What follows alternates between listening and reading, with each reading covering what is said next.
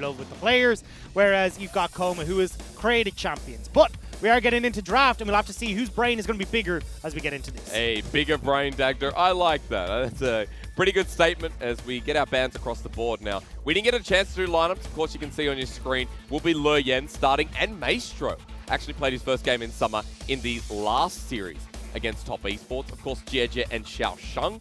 So we also saw Xiaoxiang a little bit recently as well.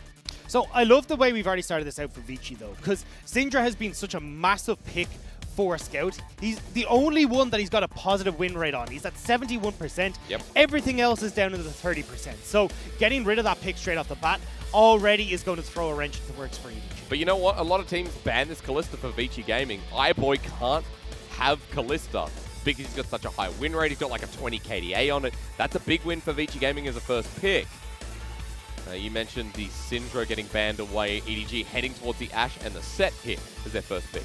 The Sett surprises me here. Like, Sett is a decent champion, don't get me wrong, but it feels much more like a takeaway from the Vici side, because we talked about Kalista Sett as this super strong duo bot lane. Zeka's also looks very strong on that Sett in the mid lane, so it nearly feels like EDG here are coming in with a much stronger game plan going, we are going to play against a certain facet of Vici's game style, but we already talked about how dynamic Vici can be in their drafts thanks to Zeka's champion. Just remember that Sett has been flexed on EDG in a very different way. Of course, towards the top side of the map when Audi's in the roster, see if Xiaoxiang offers that same flexibility as Meiko loves the Sett down in the bottom lane. While for Vici Gaming, Zeka back on the Galio has also been a note of success.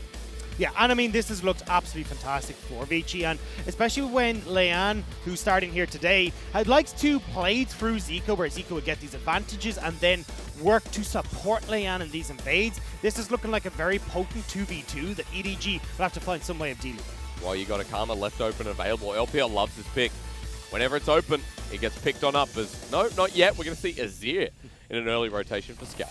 And this feels nearly like we're going back towards the EDG from spring, which is, you know, that strong front line where you've got Hope and Scout onto these carries. Scout looking at that late game damage in the Azir.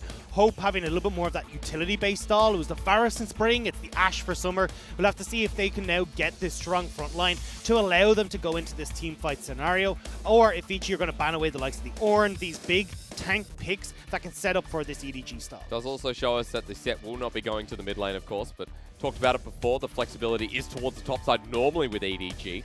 Also can go to the jungle, while for second ban phase, we're tunneling in on supports, not yet available, or picked up, I should say, by Vici or EDG. So do we just get 4 support bans, or will we get some solo laners taken away? Yeah, Vici look like at the moment that they're right.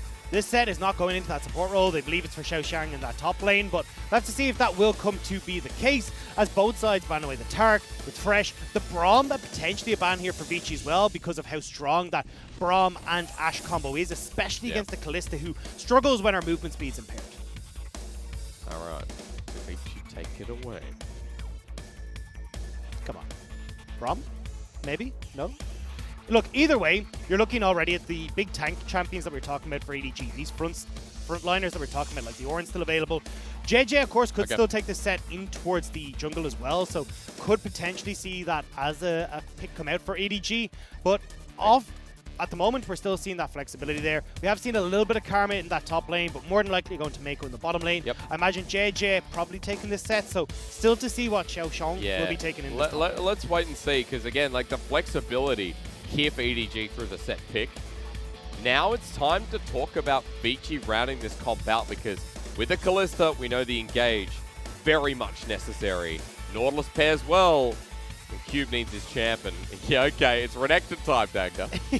I mean, it's always Renekton time in the LPL. It's Cube's most played.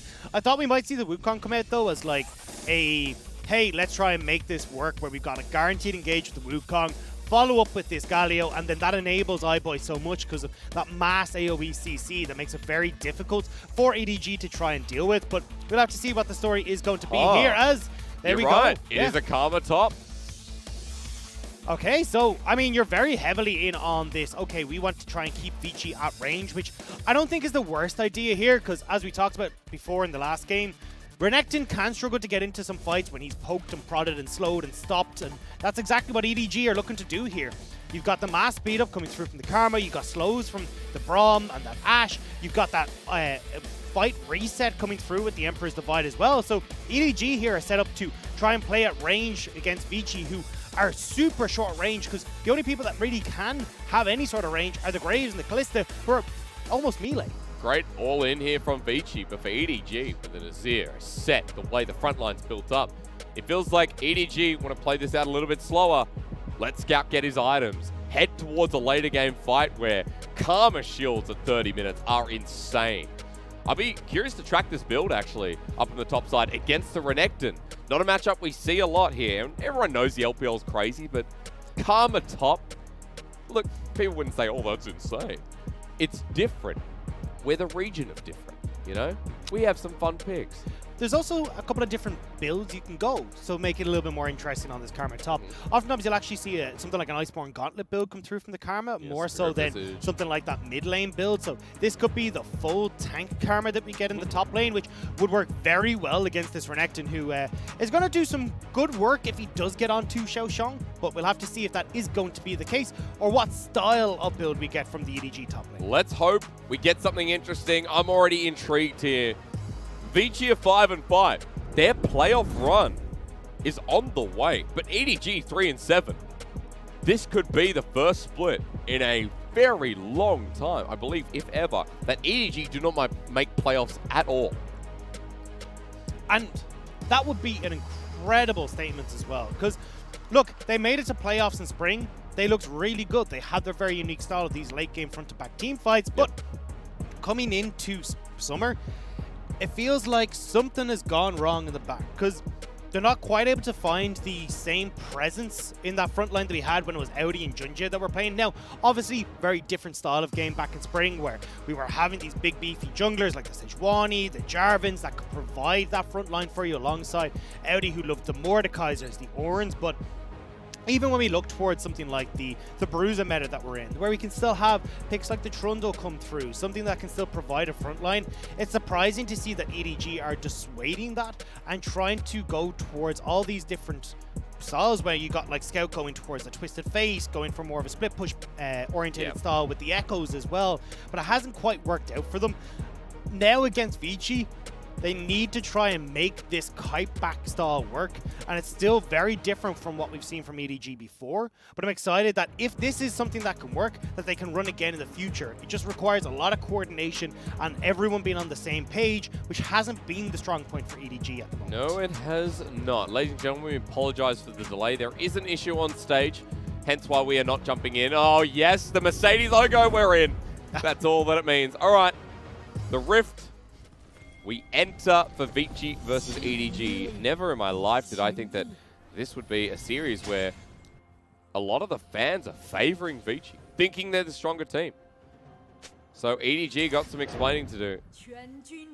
And rolling down since playoffs, it's not been a good sign here for the first ever MSI winner. And the good news for EDG here is that with the composition that they have, I actually think they're super strong against what Vici are trying to do. Because EDG, as we talked about, are trying to kite back. They're trying to keep Vici at a distance. And when you look at Vici's composition, well, Zeka needs someone to set him up for the big ultimate. You don't really have anyone to enable that hero's entrance here unless Cube can find a flank, or maybe Maestro gets this massive hook onto someone, but realistically, that's going to be quite difficult to do against what EDG's composition has. So for Vici, they need to try and get this ball rolling early. They want to be the ones that are in control. So then they can do what we saw FPX do in game number 2, which is find these flank positions for Cube to enable Zeka and set up for these big plays. See how Zeka influences the map at that level 6 point. Already getting poked out, of course, here in the early laning phase against Scout, who's taken lethal tempo versus the Unsealed Spellbook for Zeka. Now note Xiaoxiang, we were talking a little bit about this matchup in the top side. He has taken Grasp of the Undying, started with the Doran's Ring, and doing quite a bit of work here against Cube. Nice Grasp proc to finish off the trade. Yeah, so this will most certainly be that tank Karma that we were talking about. We go for the Iceborne Gauntlet into the Spirit's Visage, and you become nigh on impossible to kill because you've got so many slows, so many speed ups, so much healing as well coming through from your Emperor W. Becomes nigh on impossible for Cube to do very much against you. And already you can see that poke is really a struggle for Cube at the moment, who doesn't have access to the level 3 to actually close the gap onto Xiaoxiang. By that time as well, Xiaoxiang will already be level 3, so he'll have the Inner Flame plus a combination of Inspire, his shield. So I'm really going to watch top. We're just going to see him constantly pushing in, as you said. It's been a while since we've seen a Karma top. Watching the pathing here actually from Leyan, he's forgone the bot side, which is where he pathed to, instead to come up towards his top side to fight Jiejie at the scuttle. Now a 1 versus 1 in smoke screen, even with phase rush. Jiejie has to be careful, doesn't get the Haymaker shield off, but Leyan now has control of River, starts up the scuttle. Which he really shouldn't, because when you look at Scout who's pushed in, you look at the top who's pushed in, but bot lane fighting. Meiko, iBoy versus his previous support. And this is great from iBoy and Maestro. So they take that aggressive trade, they do shove in the wave. That means that now iBoy and Maestro can take that scuttle on the bottom side, deny it from Jiejie, as Leyan has already taken that scuttle on top side. So already Leyan off to a great early start here. Yeah, helping shove the wave through mid as well. And Leyan, I mean, everyone will remember last year at Worlds, he did go alongside Invictus Gaming, was subbed out in quarters, I believe, or maybe towards the end of group stage. Yeah, quarters, I was right. Where Ning came back on in, but Leyan was a more stable jungler for IG that a lot of people talked about not fitting the style of Invictus Gaming. I still think that remained true. As he moved off the roster this split, now Vici, he shares alongside Ice. We've seen a mixture of the two junglers.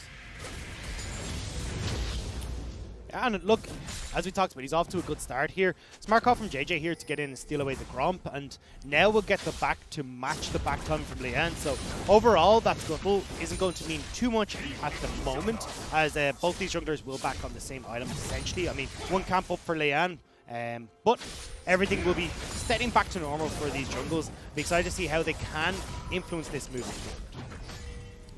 This is going to be important. You can see already Vici Gaming have got to walk towards that bottom side, looking to track Jiejie. Leyan, because of the double scuttle, is up by about a camp. He was able to go back and pick up a long sword. And skirmishing smite versus only the Stalker's Blade for Jiejie. Zoran's up in the top side. Meanwhile, though, Dagda, so as you mentioned, the Iceborne setting up first with the cloth armor, at least towards the Ninja Tabi or that Iceborne build. And look how aggressive Vici are trying to play here. So they understand, look, Jiejie is going to be entering back towards this bottom side, so we are going to try and use the pressure that we have in bottom lane to take this dragon before Jiejie can try and answer first. So nice call here, but Cube trying to get some deep vision here as well, will now be able to spot out when Jiejie passes towards that top side. And when you've got Zeka, who's got control of this mid lane, also has the level 6 in that are available for himself, you're not going to be able to try and contest this as EDG. I mean, spotting out Jiejie once again, good vision control from Vici. And you can see, like, there's a lot of communication within this team right now. Zeka on your camera, on your screen, excuse me, being very vocal with the rest of Vici Gaming. As we talked about leading up to this segment, Zeka has become the heart of this team. At least just in terms of quality and building up Vici Gaming to what it is now. And the reason has been because he's been the main playmaker for this team, which actually I'm just going to hang on. No, yeah. Jiejie might be Wave pushing against is good timing, but the whole bottom lane has the support of Zeka's ulti. You mentioned Leyan's here as well. Trying to fight for this scuttle once again. Leyan up against Jiejie here, but you're going to be looking at which mid laner can move first. Chilling smite there. Leyan might have to flash. Hero's entrance though to zone them out. They turn on the bottom lane. Flash around. 3-man. Shield of Duran. Justice punch onto Jiejie. He flashes over the wall, and Leyan matches him. They can't even get a return kill. Scout and Hope now left without a prayer. The rend available, but he gets away in time while Hope suffers. 3 for 0, and Vici snap. And that's what we talk about from EDG. The decision-making on these early game fights isn't quite there. Vici have Zeka in this mid lane. Leyan actually ends up putting him in a perfect position where you can separate out EDG from the fight. You turn on towards the bottom lane, and it's Vici now with 3 kills, just as easy as and a 2k Goldly. Let's watch this again, because you mentioned Leyan's positioning with Zeka comboing in. And usually it looks terrible, but because you have that Galio ultimate there. He's able to rectify this whole situation. Great flash into that massive taunt from the Galio. Yeah. And again, Leyan and Zeka are so strong when they work together like this. It could have been worse as well. Scout only managed to just get out. And now with a kill onto Zeka, one onto Leyan. Maestro picks up the final. That gold lead and the strength of the first items here for Vici Gaming. You talked about wanting them to get their ball rolling. This ball is coming down the hill fast. And that's why plays like that are so detrimental to EDG. Because you're still waiting for Scout to scale up. You are still waiting for Xiaoxiang to become this massive tank for the top lane. And Jiejie, although he doesn't scale as well as this Graves, just needs to be able to match Leyan and stop him from making these plays, because the rest of EDG will outscale. But unfortunately for them, they're giving these kills over, they're giving advantages, and it means it becomes so much easier for Vici to translate that into things like this Rift Herald on the top side, a second dragon for themselves, or even some plays down towards the bottom lane when Zeka has his ultimate up again. And what I think is great from Vici right now is the respect shown to bot.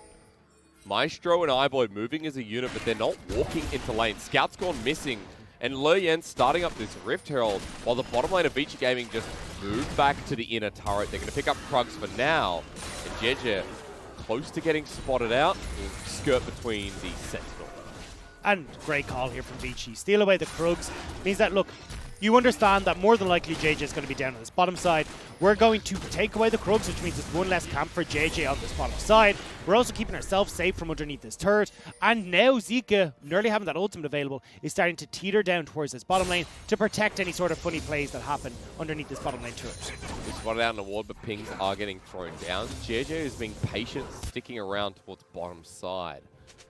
But that's the play that's done. There was only one bit of turret plating picked up by EDG.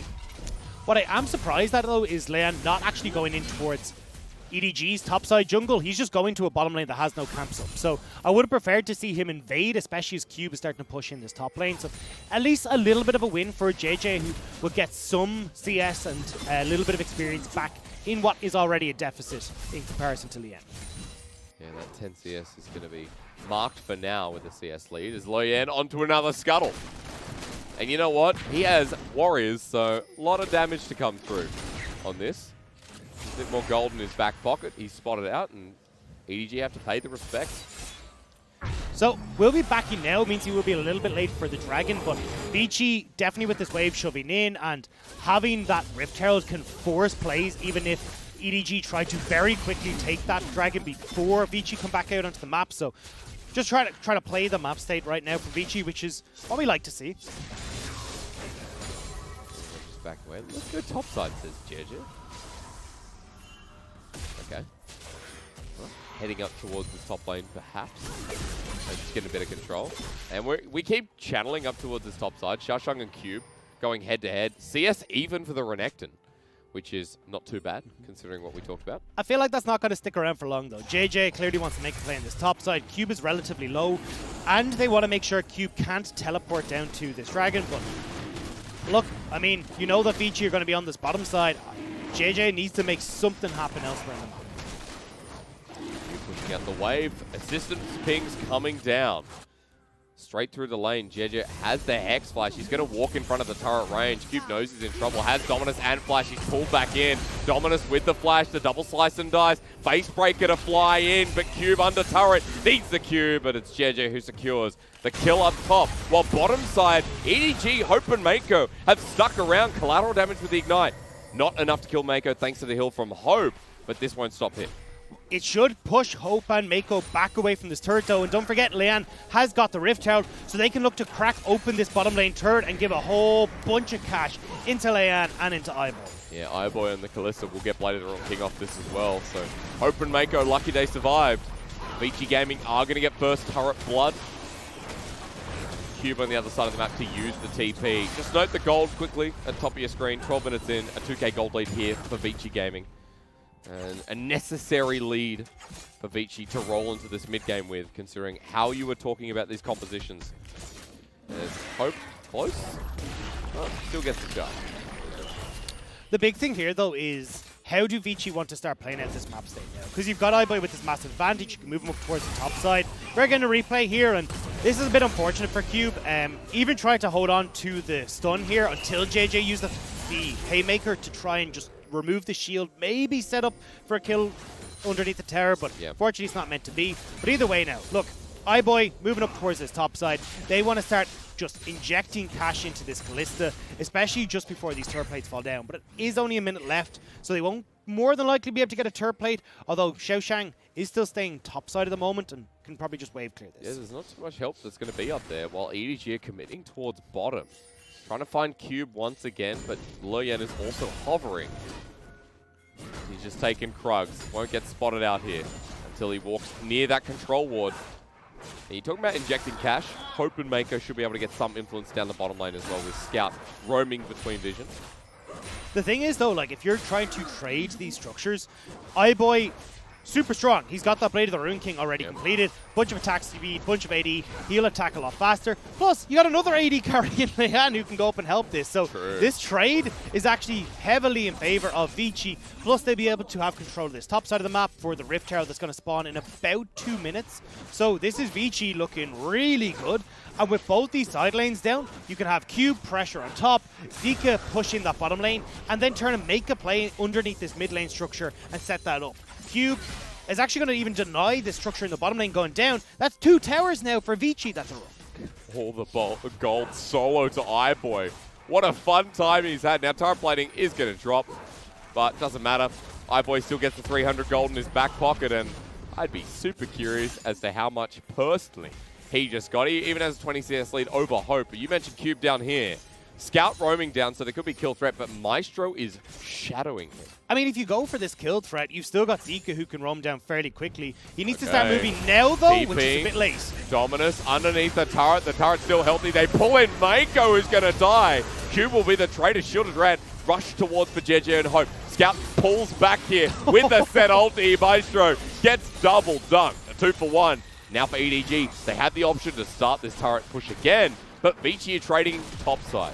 EDG putting on a spectacle of the emotional roller coaster Maestro went through in that play with all the knockbacks that they have. But there you go. I mean, you're trading a tier 2 for a tier 1. I'm fine with that as Vici. Unfortunately, obviously, the 2 kills went over, but Vici are still answering for these plays in a match. And you know what? iBoy gets the solo gold again. 350. He's going to be big. I would imagine that's going to be a full Runaan's Hurricane on that. Yeah? Okay. Like, he is huge right now. Let's see. He should be backing soon. Spotted out by the Hawk shot, so has to go a little bit further back. And look, you wanted an opportunity to have these fights as Vici. You've got Dragon in a minute. Now, this is a turnaround play that Vici want to try and make, but unfortunately, that TP a little bit late from Zeka. And even though he does have the Nimbus Cloak to try and speed in here, good flash away from Hope means that they can't make the play. Surprised to see Maestro going that aggressive in the 2v3 with Xiaoxiang missing, but look, that's what ends up happening. And actually, we're going to have iBoy not going for a Runaan's Hurricane. He's going straight for the QSS instead, making sure that he's not getting caught up at any of the CC on EDG side. What do you think about the Winter's Fight? Oh my god. Yeah, there you go. 1,500 over Leyan, who picked up the earlier kill and has had a jungle lead all game long. You can see Vici ahead by 3,000 gold at this point in the game. And half of that is on iBoy. It's a 1,500 gold lead for the Vici AD carry, no longer EDG AD carry. And he'll be able to have a lot of pressure now coming over towards this next dragon. And that's going to be an Ocean Soul available for Vici. We're going to be looking to pick up the 3rd dragon. Ocean Soul and a Fed Kalista, why not? And the response, meanwhile, is Scout sitting in a side lane, so this is a 3rd dragon that EDG are giving over. They cannot give away the next one. We'll have to see EDG try and stop it. And the good news for Vici is that they can move from this dragon straight up towards that Rift Herald. Well, they can push out mid on their way, as Leyan is already hovering here alongside Zeka. How quickly can they get here? Because it feels like walking in at this point might be a death sentence. No, they backed away. They don't want to try and make this play. Leyan, nah, he spots it and goes, you know what? We're fine with that. Tries. Yeah. I mean, it was a solid attempt, but yeah. Not going to be able to steal that one away. Collateral damage tossed out because there's no objectives here for Vici right now, so it's not like he's going to need that ultimate up and available. So worth the shot. And now iBoy, we talked about this play already. iBoy sits mid alongside Maestro. He's nice and safe because he's in that lovely short lane. You've already got Cube, who's nearly got teleport down on this bottom side. Zeka will be able to move in towards his top lane, shove in that lane super far against EDG, and then you make a play under that mid lane turret to crack it open and then have all these outer structures down. Should be easy to force. For some reason, our picture of iBoy has a banana. Sure. We're getting very innovative with our pictures. Like, Doomby had a TF card in the last MVP photo. Everyone knows bananas are the key to victory. That's true. That is you say, like, you think I'm joking. It's actually like a science, a sports science thing where the bananas slow releasing energy. It sets you up, makes you look good. And right now, that's the difference maker here for iBoy. That's how he got all of his gold off of that one banana. A cheeky Nan has pumped up my brain in the past. I will say thanks to Munchables, who is a fan of bananas in breaks of broadcast. Yeah, veteran as well over in oh yeah, put it into my head at EU Masters was just like, so at EU Masters at 2019 summer, yeah, veteran said someone has stolen all the bananas. There was a massive bowl of bananas that was there, and one of the teams stole. He's like, whoever steals that bananas has won. Turned out to be Big. Big did win EU Masters at that stage. Hey. So look, I've got at least a study of one to back up this point. Hey, you got and me that's as all well. I That's need. two, man. True. You're good. That's the sample size we need. 2 and done. Look, this is why I came into casting. Yeah, talk about bananas. Fair enough. Yeah. It's pretty perfect. Hey, returning to this for a sec, I just want to bring up the fact that for EDG, while Leyan steals away the red buff, if we're talking about hopes for the game, then Scout is it. Scout has been farming really well. He's ahead of the clock. He has the most gold on EDG's side, as we saw with the comparison before, almost towards his second item. A lethal tempo Azir is going to be pretty crucial for EDG. They're only 3k gold behind at 19 minutes in the game. If they can stall this game out, we'll see the best of Scout here in Game 1. It's also the likes of Xiaoxiang who's got the Iceborne Gauntlet completed. So it's the double slow coming through from this Karma. You've got a lot of those slows that are going to be coming through from Meiko as well. So if we end up in this 5v5 and it's EDG positioned correctly, where they're like, right, we got our flanks covered, we know where Vici are coming from, they can set up super well and make it very difficult for Vici to actually get range on them to auto-attack even from iBoy or from Leyan's position. However, with the way that this map is currently set up, where Zeka is off in a side lane, he's got the tempo advantage there, same with Q pushing into this bottom side, it gives the opportunity for Vici to make these picks happen. But Sour in a straight line, but he's too far away. Yeah, good job from Leyan to avoid that, but that's what we mean is that, look, these are the opportunities where maybe you can actually make a pick happen as well on EDG side, because you do have that Enchanted Crystal Arrow, you do have Jiejie who can come in from a whole bunch of different directions, and Leyan going to take a bit of damage on the way out. A bit of damage naturally from Xiaoxiang. But he'll be fine. So basically what they're trying to do is get vision control in this bottom lane. You've got a minute 20 until that dragon spawns. They usually want to back a little bit earlier to make sure that they can heal up, spend the gold, come out with a new round of wards as well to replace any vision that's been lost to EDG. But Vici should be totally fine to set this up. Herald timing, not good from EDG either.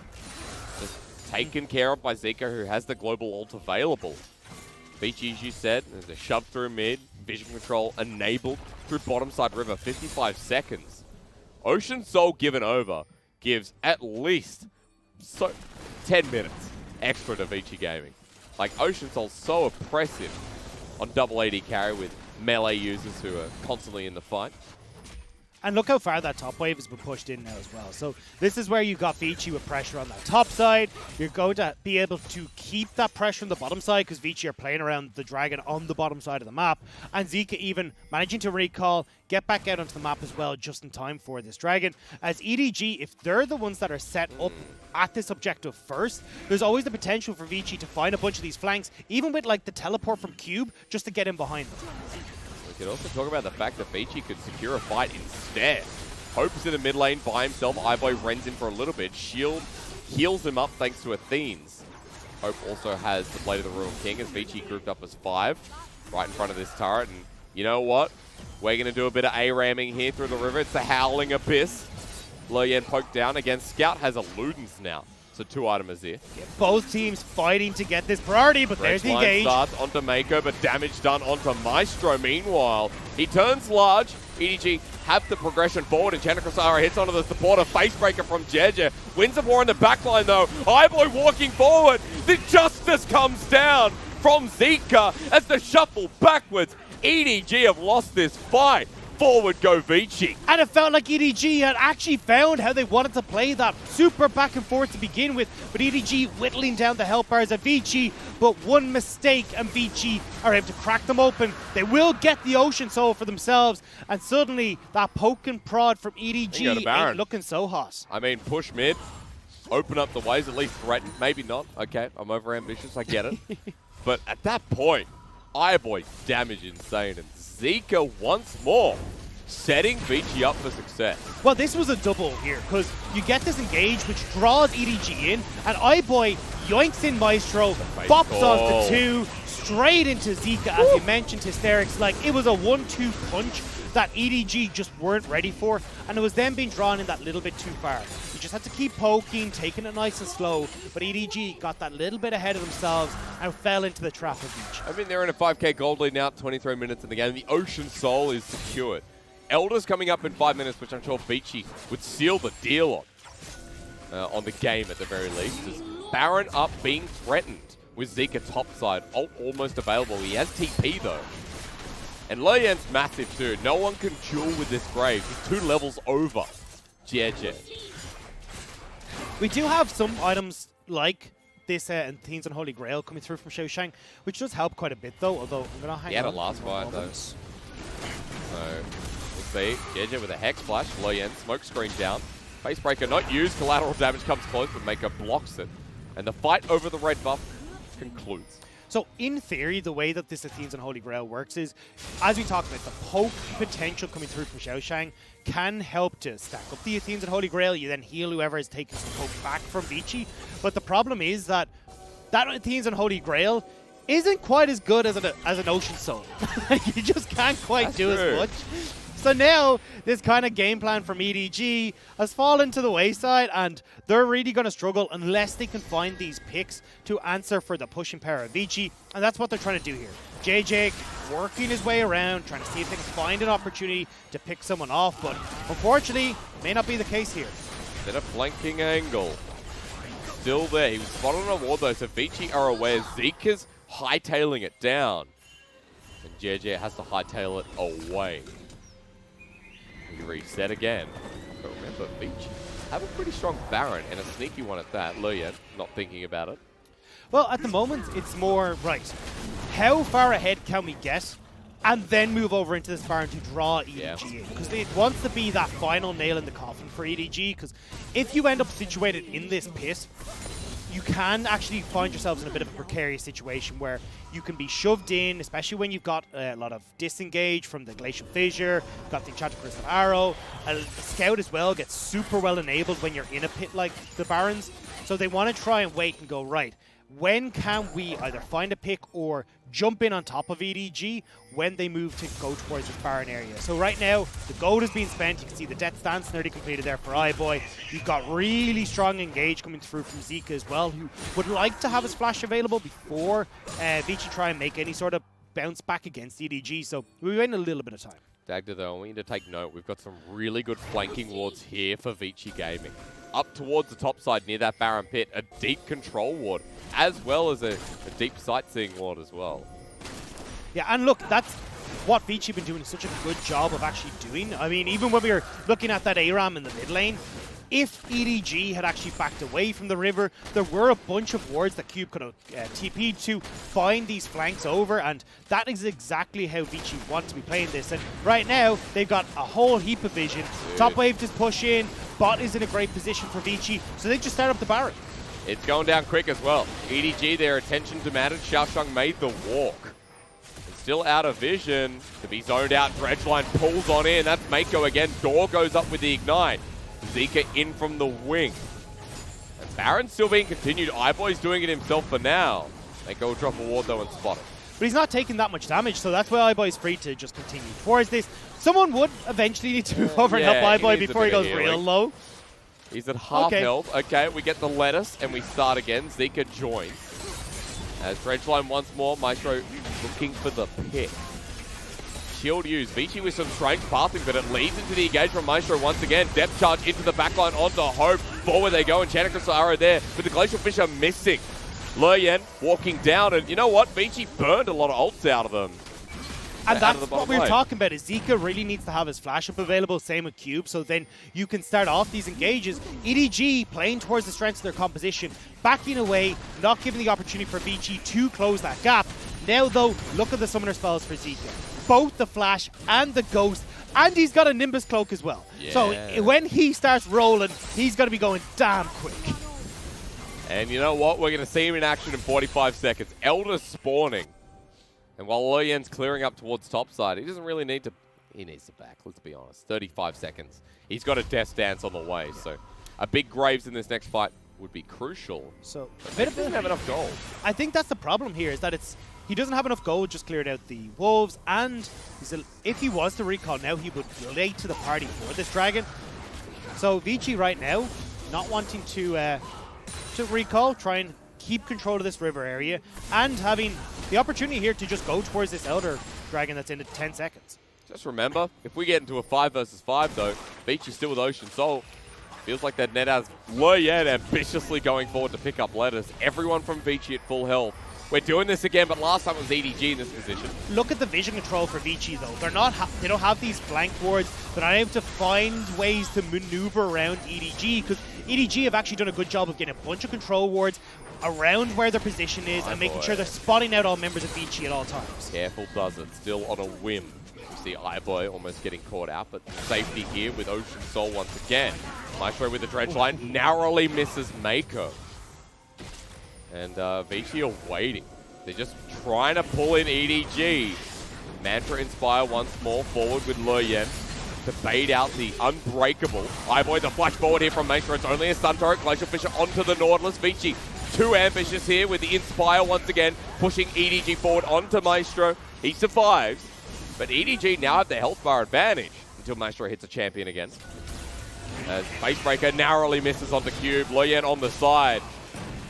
This is building up. The tension still there. Well, Waves in the side, pushing in Vici's favor. Leyan actually on the wrong side of the rift. The ult doesn't connect either. Chanacrosaro does, but Cube's by his side. EDG been separated. The face call sets up the hero's entrance. The bouncy castle is all for Vici's birthday. Happy 6th here, as game 1 will now be put in the bag. Fantastic play from Vici. Leyan, by the skin of his teeth, managing to get away from that Emperor's Divide, bounces him to the right spot. Jiejie realizes too late he's left the cooker on, because Vici have collapsed onto the rest of EDG. And as he's called it, the bounce house is too much for EDG. I tell you what, Vici didn't just put it into the bag, they put it in the party bag, and in there were meat pies, because that's the best birthday party you could ask for. Coma's tutelage has brought Vici with another successful game. EDG shut out and shut up by Vici in this enormous game number 1. And although EDG will scramble here, it's just a couple more autos, and Vici pick up game number 1 against EDG.